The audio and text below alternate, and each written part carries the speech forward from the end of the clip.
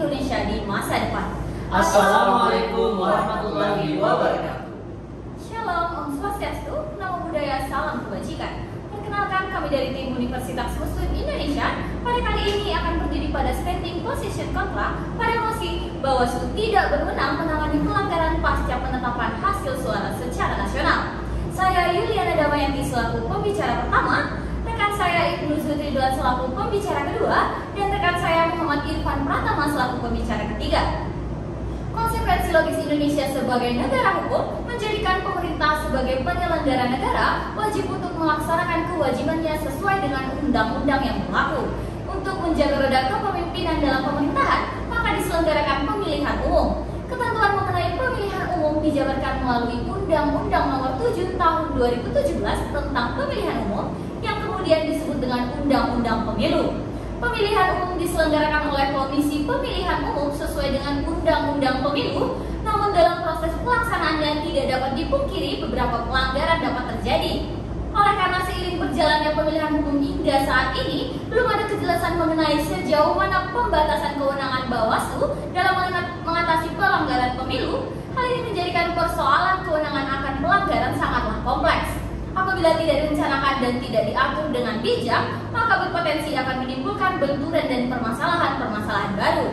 Dalam kesempatan kali ini, kami akan menjelaskan secara ringkas dan lugas, baik dari sisi konstitusi, hukum maupun politik, memahami sejauh mana kewenangan Bawaslu dalam penanganan pelanggaran pemilu pasca penetapan hasil perolehan suara secara nasional, dan bagaimana seharusnya pengaturan mengenai kewenangan Bawaslu dalam penanganan pelanggaran pemilu pasca penetapan hasil perolehan secara nasional.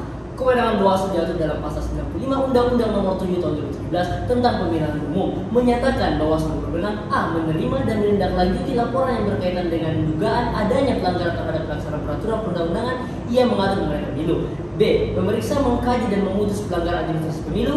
C. Memeriksa, mengkaji dan memutus pelanggaran politik uang. D. Menerima, memeriksa dan memediasi atau menjudikasi dan memutus penyelesaian sengketa proses pemilu. Sedangkan salah satu tugas dari Bawaslu yang diatur dalam pasal 97 ayat 2 menyatakan Bawaslu provinsi bertugas 1.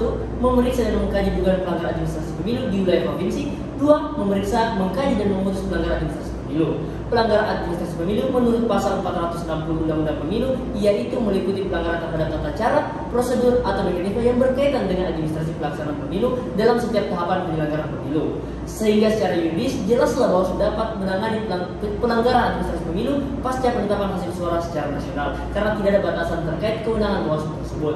Hal yang perlu diingat, jika kewenangan Bawaslu tersebut dibatasi dan dihilangkan, maka niscaya akan marak pelanggaran pemilu yang tidak dapat ditindaki.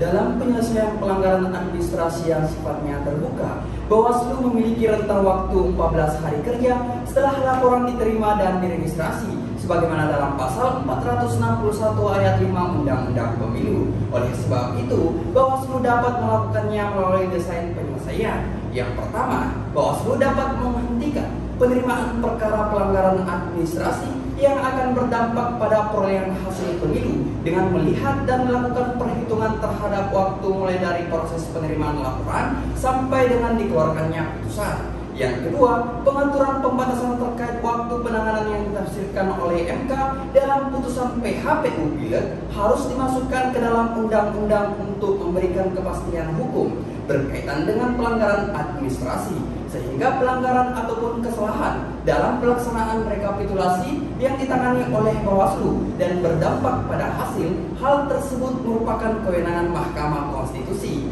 karena yang dipermasalahkan dalam pelanggaran dan atau kesalahan rekapitulasi tersebut merupakan hasil dari perolehan suara peserta pemilu secara nasional. Berdasarkan hal tersebutlah, maka kami dari tim Universitas Muslim Indonesia dapat mengambil kesimpulan bahwa masih ada beberapa hal yang harus kita perlukan Dewan Juri yang terhormat, yaitu perlunya penataan terhadap batasan kewenangan dalam penyelesaian pelanggaran yang menyangkut penetapan hasil pemilu, serta perlu pengaturan jelas mengenai jangka waktu penanganan antara kewenangan Bawaslu dengan lembaga lainnya, serta mensinkronisasikan kedua kewenangan berkaitan dengan penetapan hasil pemilu. Maka Dewan Juri yang terhormat, demikian yang dapat kami sampaikan. Sekian dan terima kasih. Wassalamualaikum warahmatullahi wabarakatuh.